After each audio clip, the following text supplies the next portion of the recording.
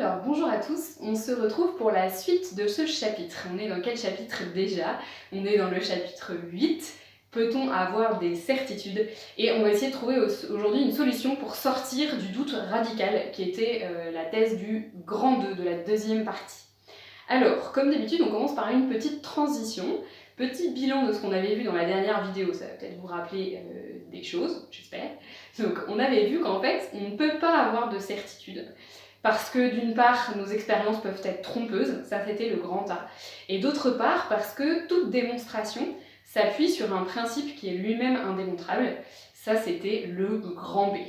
Donc on aboutit au doute radical, au doute absolu, on doit douter de tout. Okay. Mais heureusement, on va peut-être pouvoir sortir de ce doute radical, peut-être qu'il y a moyen de se raccrocher à quelque chose et que vous n'allez pas être obligé d'angoisser toutes les nuits en se disant « Ah, si ça se trouve, je suis en train de rêver ou je suis dans un monde virtuel ». Pour ça, on fait dans la transition, comme d'habitude, une petite limite. C'est quoi la limite de ce raisonnement? En fait, c'est que cette attitude, elle n'est pas constructive, l'attitude du doute. Pourquoi est-ce qu'on a eu cette attitude? Parce qu'on cherchait une certitude. Si au bout d'un moment on se rend compte que ce doute ne mène à rien, il faut juste l'abandonner. On ne garde pas une attitude qui ne nous aide pas. Okay. Plus fondamentalement, on peut se dire, est-ce que les gens qui ne sont pas en train de douter de tout le temps, ils font pas ça pour de mauvaises raisons? Il y a des gens qui sont sceptiques parce que ils n'ont pas envie de se faire avoir, donc ils doutent un peu de tout. Et en fait, est-ce qu'ils font pas ça juste pour se croire supérieurs? Je sais pas si vous connaissez des gens comme ça, qui s'enorgueillissent un peu de douter de tout et de pas se faire avoir par tout ce qu'on raconte à la télé, etc.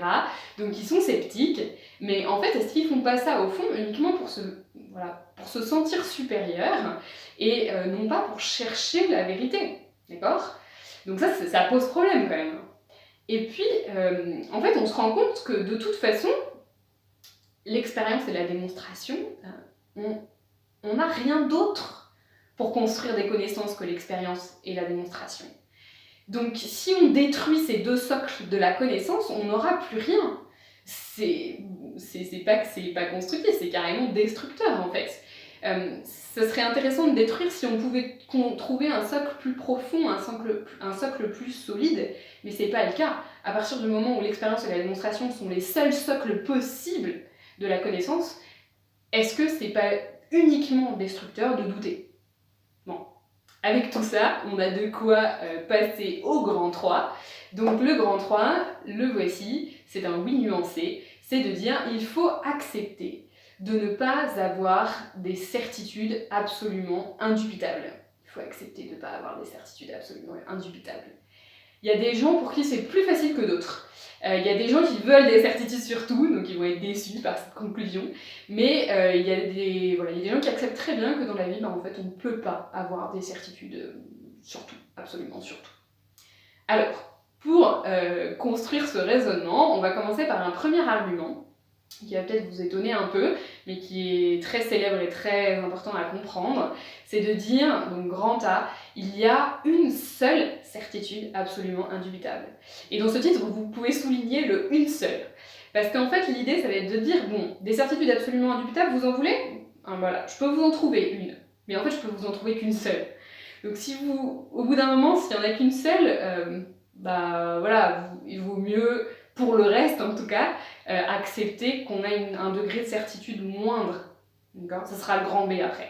Mais on va déjà montrer qu'il n'y a qu'une seule certitude absolument indubitable.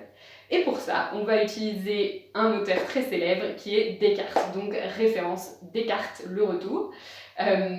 Donc Descartes, là on va utiliser un ouvrage qui s'appelle Les Méditations métaphysiques et je vais vous expliquer ce qu'il pense dans cet ouvrage. Alors, le résumé de sa pensée est assez simple. Donc résumé de sa pensée, c'est qu'il n'y a qu'une seule certitude absolument indubitable, 2 points, je pense. Si vous voulez avoir une certitude absolument indubitable, c'est-à-dire dans la ville de la connaissance, si vous voulez une maison que genre on ne peut pas casser, parce que même si on essaye très fort au marteau-piqueur, elle ne se casse pas. Ou plus exactement, dès qu'on la casse, elle se reconstruit. Ça, vous comprendrez ça dans quelques minutes.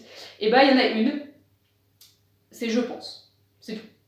C'est la seule, alors c'est génial, mais en même temps c'est pas grand chose, comme vous allez le voir. Ça vous paraît peut-être très étonnant maintenant, donc en fait on va passer tout de suite à la justification. Pourquoi est-ce que Descartes pense que c'est la seule certitude absolument indubitable, donc la seule maison que vous ne pouvez pas détruire en fait. Alors, pour ça, la justification, en fait, ça va être un raisonnement qui est en 2 étapes. Donc vous allez noter, Descartes fait un raisonnement en 2 étapes, et puis du coup, premier tiret, étape 1. Le but de l'étape 1, c'est de montrer qu'en fait, je pense, c'est une certitude qui est plus forte que les autres. Le but de l'étape 2, ça sera de montrer que non seulement elle est plus forte que les autres, mais elle est indestructible. Donc l'étape 1, c'est déjà de montrer que la certitude je pense, elle est plus forte que toutes les autres certitudes qu'on croit avoir au quotidien. Alors comment Descartes prouve ça? Nous, on va le faire à travers des exemples. La première chose, premier exemple donc, c'est que Descartes va prendre une certitude qu'on a au quotidien. Par exemple, je pense que cette feuille existe, ou ce cahier existe. Parce que normalement, vous êtes en train de prendre des notes, je vous rappelle, vous avez votre cahier devant vous. Donc vous, je pense que ce cahier existe. Pour moi, ça serait je pense que cette caméra existe, d'accord? Mais bon, ça revient au même. Donc vous allez écrire je pense que cette feuille existe. Vous allez l'écrire comme ça, je pense que cette feuille existe, vous allez mettre entre crochets. Parce que c'est le contenu de votre pensée. Ok. Cette feuille existe. En fait, le truc, c'est que ça, on peut en douter. C'est pas du tout sûr que cette feuille existe. Donc, vous allez barrer le contenu de la pensée. Pourquoi? Juste en dessous, vous allez noter les raisons de douter. Pourquoi est-ce qu'on peut douter que cette feuille existe? On a déjà vu les raisons de douter. On peut en douter parce que y a peut-être une illusion d'optique. Ou probablement. C'est peut-être une hallucination de votre cerveau. Un rêve ou, je sais pas, de la schizophrénie ou quelque chose comme ça. D'accord? Peut-être que cette feuille n'existe pas du tout, peut-être que vous êtes en train de rêver. D'accord? Donc raison de douter, hallucination de notre cerveau, rêve. Okay. Donc vous le barrez. Mais, nous dit Descartes, vous pouvez douter du contenu de votre pensée, là, mais ce qui est sûr, et là vous allez rajouter une flèche, ce qui est sûr, c'est que vous le pensez. Ça, c'est une certitude. Elle est plus forte que celle du contenu de votre pensée. Ok? Deuxième exemple. Si vous n'avez pas compris, c'est pas grave, il y aura plusieurs exemples. Au bout d'un moment, vous allez comprendre. Je pense que, cette fois-ci, vous allez mettre dans le contenu de la pensée, mon corps existe. À nouveau, vous barrez le contenu de la pensée. Pourquoi? Parce que on ne peut pas du tout être sûr que notre corps existe. Pourtant, ça semble évident. Moi, je crois que j'ai des mains, etc. Mais en fait, à nouveau, ça pourrait être une hallucination produite par notre cerveau. Ça pourrait être un rêve. Par exemple, peut-être qu'en vrai, je suis un homme, mais que je rêve que je suis une femme. Peut-être que, vous voyez, voilà, peut-être que je suis dans un monde virtuel et que ça, c'est mon avatar et que je suis pas du tout comme ça dans la vraie vie. Il y a des films qui reprennent cette idée-là, que vous pouvez être dans un monde virtuel avec un corps très différent du vôtre, d'accord? Donc en fait, ça, c'est pas sûr.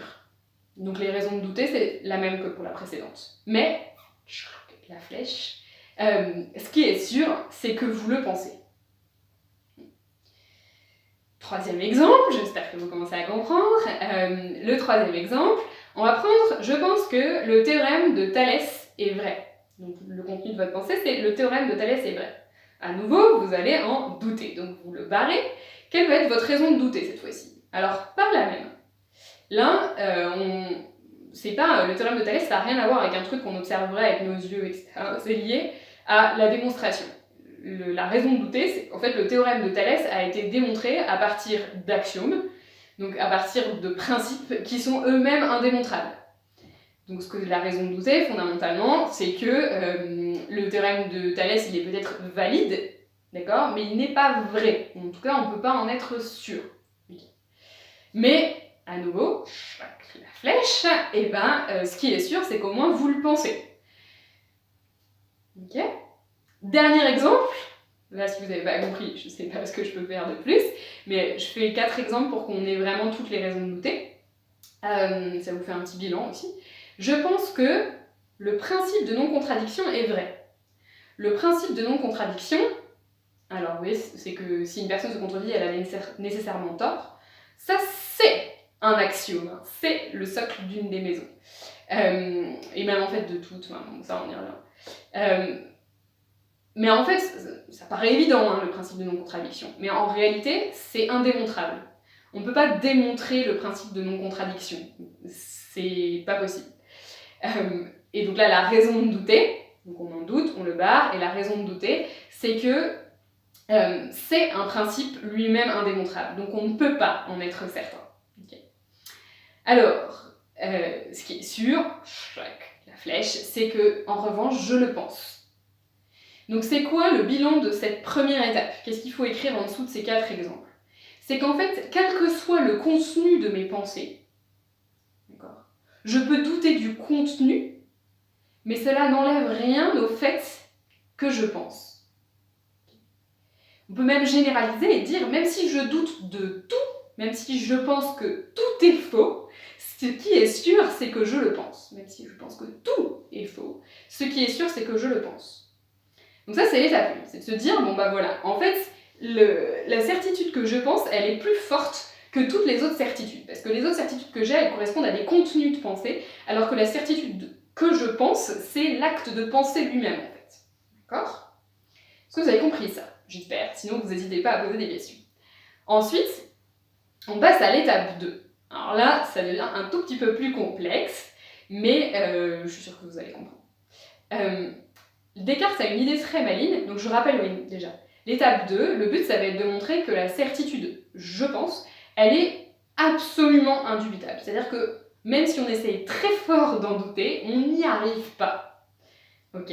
Autrement dit, bon, mon image du marteau-piqueur, c'est que vous essayez de détruire cette maison, vous n'y arriverez pas. Alors comment est-ce que Descartes fait ça? En fait, il va faire un processus qu'on appelle itératif. La conclusion à laquelle on a abouti, c'est « je pense ».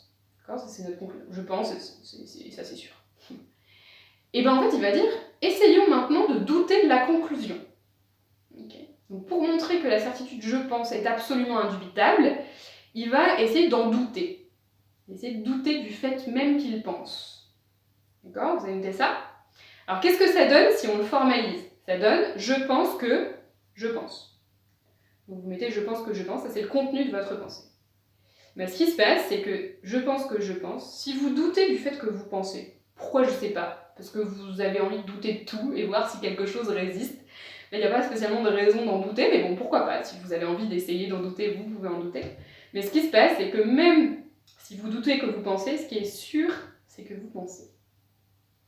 Vous allez dire, mais est-ce que je peux être sûr de ce je pense-là? Donc vous allez réitérer le truc. Vous allez écrire je pense que je pense que je pense. Vous allez barrer. Et en fait, à nouveau, ce qui est sûr, c'est que vous pensez. Qu'est-ce que je suis en train de dire là, au fond? Qu'est-ce qu'il faut noter pour essayer de reformuler ça autrement? C'est que, à partir du moment où vous doutez que vous pensez, vous pensez. À partir du moment où je doute que je pense, je pense. Vous allez aussi noter que, suivez-moi bien, en fait, la certitude que je pense, elle est absolument indubitable, parce que pour en douter, il faut penser. Pour douter de quelque chose, il faut penser. C'est-à-dire douter, c'est quoi? C'est penser puis douter. Mais il faut commencer par penser pour douter. En fait, à partir du moment où vous essayez d'en douter, vous êtes en train de prouver que vous pensez.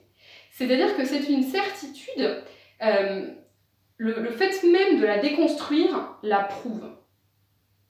Déconstruire le fait que vous pensez, ça prouve que vous pensez. Et c'est pour ça que c'est la seule certitude absolument indubitable.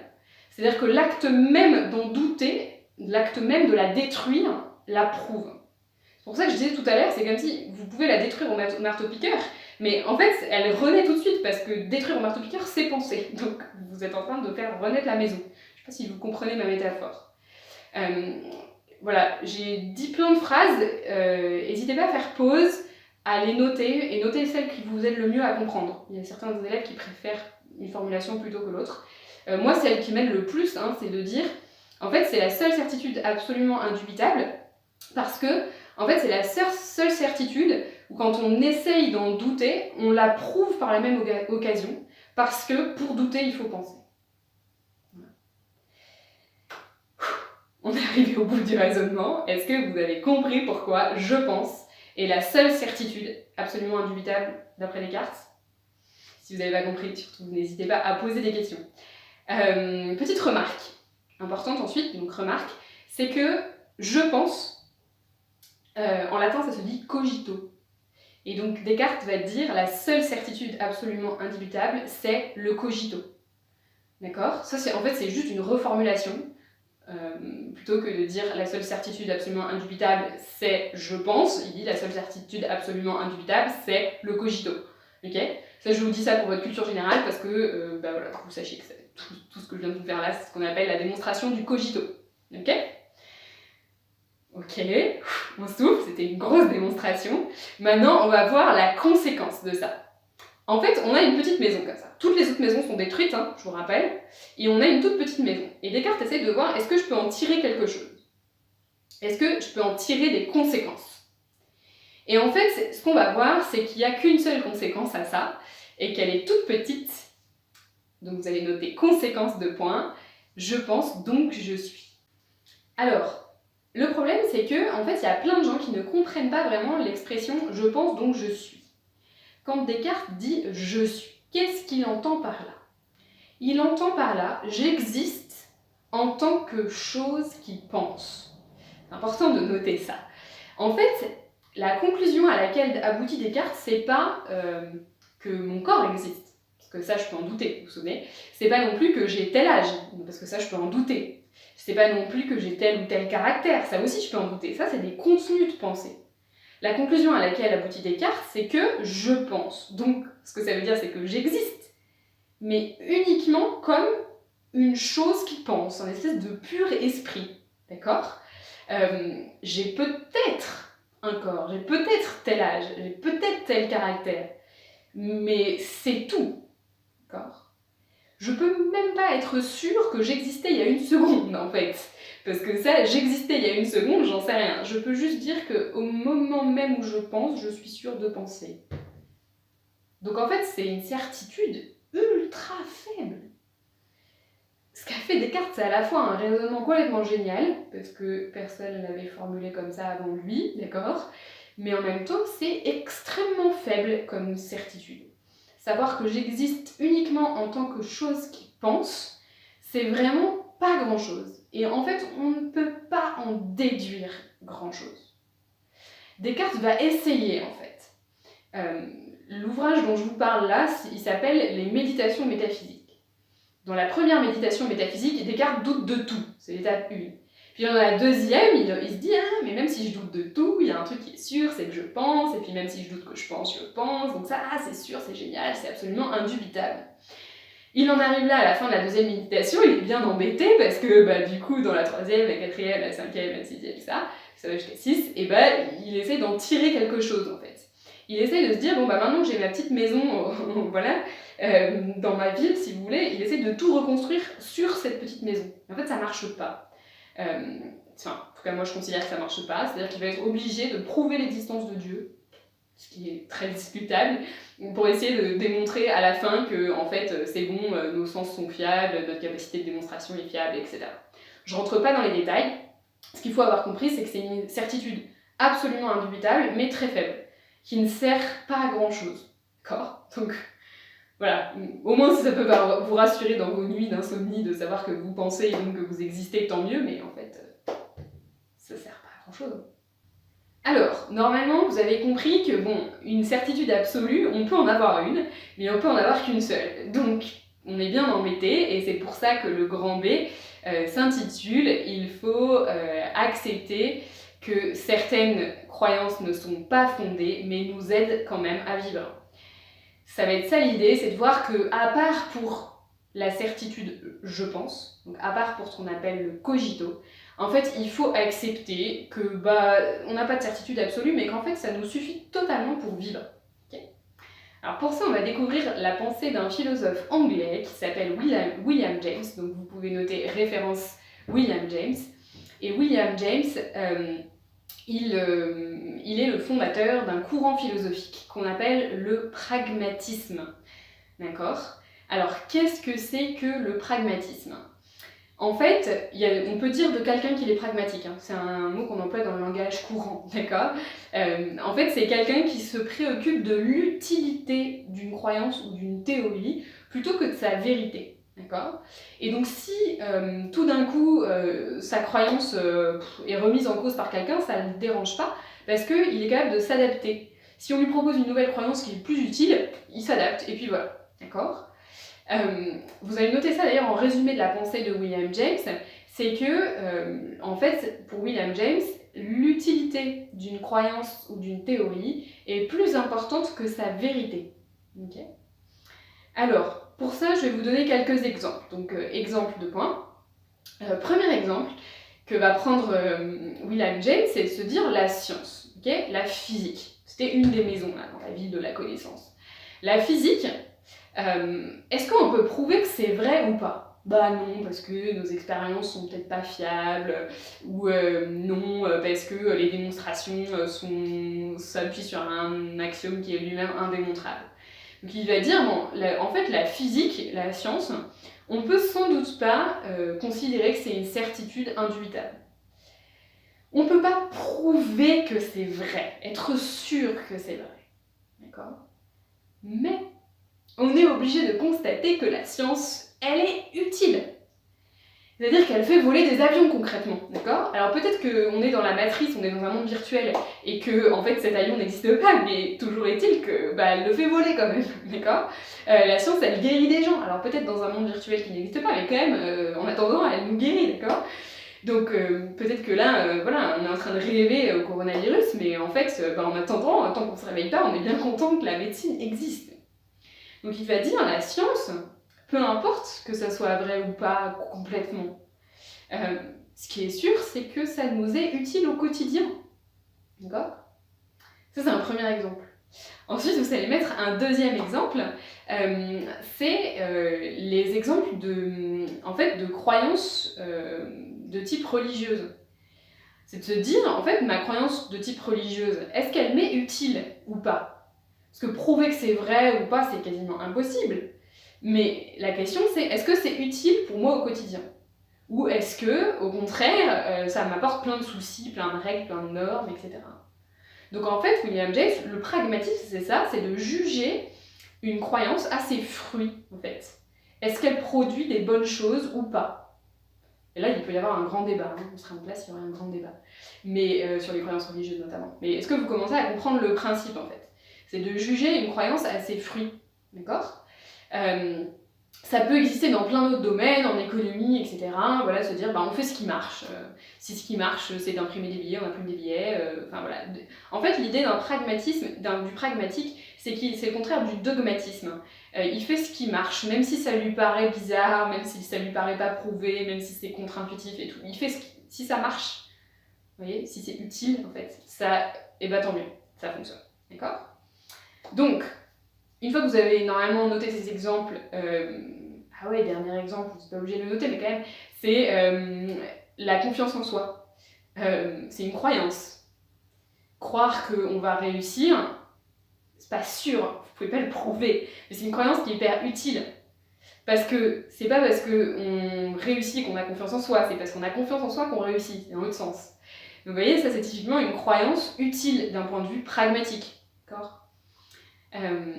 Donc voilà. Alors, vous pouvez noter enfin en justification. Quelle est la justification de la pensée de William James ?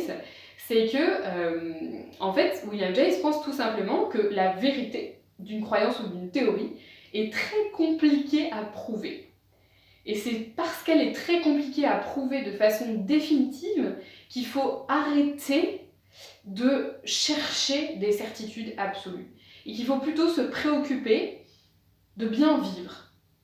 Et du coup de se trouver des théories et des croyances qui nous aident à bien vivre au quotidien. La deuxième chose qu'il faut noter dans la justification, c'est que ça ne conduit pas au relativisme ou au scepticisme. D'accord ? Ça ne conduit pas à douter de tout. On peut même croire à la science en fait avec ça. Mais non pas sur la base des preuves de la science, mais sur la base de l'utilité de la science. Autrement dit, en fait, on va dire que c'est les ingénieurs qui prouvent la physique. En fait, l'ingénieur qui utilise la physique, ou le physicien qui utilise les mathématiques, par exemple, en fait, c'est eux qui prouvent, entre guillemets, en tout cas, du moins, ils prouvent l'utilité de ces croyances. Tant qu'une croyance n'a pas été utilisée, on ne peut pas savoir si elle est pertinente ou pas. Mais c'est l'utilité, l'utilisation d'une croyance qui va faire sa preuve, entre guillemets. Vous voyez, c'est par exemple de dire i carré égale moins 1. Bon, ça paraît complètement absurde, mais en fait c'est très utile, on peut faire plein de choses avec, et donc c'est ça la preuve ultimement. Okay, donc, William James, ça termine notre grand 3, et il ne nous reste plus qu'à faire une petite conclusion. Alors en fait, on peut se dire, bon, tout ce chapitre pour ça, pour se dire à la fin, bon bah, en fait, on va garder les croyances qui nous sont utiles. Mais pourquoi en fait ce chapitre il est quand même important? C'est parce que ça va nous permettre d'accepter qu'on ne peut pas avoir de preuves sur tout. Et que, voilà, une fois dans sa vie, en terminale, en philosophie, on fait cet exercice de se dire, bon ok, on doute de tout, on se rend compte qu'en fait ça sert à rien, que c'était peut-être une tentation en fait de douter de tout, une tentation d'avoir des certitudes très fortes, une tentation de peut-être se sentir supérieur parce qu'on ne se laisse pas avoir et qu'on doute de tout. Et qu'en fait, il vaut mieux se contenter de pas de tout prouver, mais d'accepter les croyances qui sont utiles. On avait pris au tout début de l'introduction l'exemple d'une personne qui a des doutes à propos du coronavirus et qui se met à tout remettre en question puisqu'il se dit « ah, on m'a menti », etc. Et bien en fait, une personne comme ça, il faudrait lui dire que ça sert à rien de tout remettre en question. C'est pas parce qu'il a été trompé une fois que tout est faux. C'est pas parce qu'on a été trompé une fois qu'on doit se mettre à douter de tout. Au contraire, on doit plutôt essayer de faire le tri dans nos croyances et nos connaissances en fonction de leur utilité au quotidien. Voilà, alors n'hésitez pas à poser des questions, c'est un chapitre qui est compliqué. Et pour l'instant, j'ai pas eu trop de questions, donc soit j'ai été hyper claire, mais ça m'étonnerait, soit vous êtes flemmard et vous ne posez pas les questions, donc n'hésitez pas à me poser autant de questions que nécessaire pour bien comprendre ce chapitre. Et moi, je vous dis à très bientôt, enfin peut-être bonnes vacances surtout, parce qu'on va faire des petites pauses pendant les vidéos, sur les vidéos pendant les vacances. Reposez-vous bien dans la mesure du possible, et voilà, bon courage.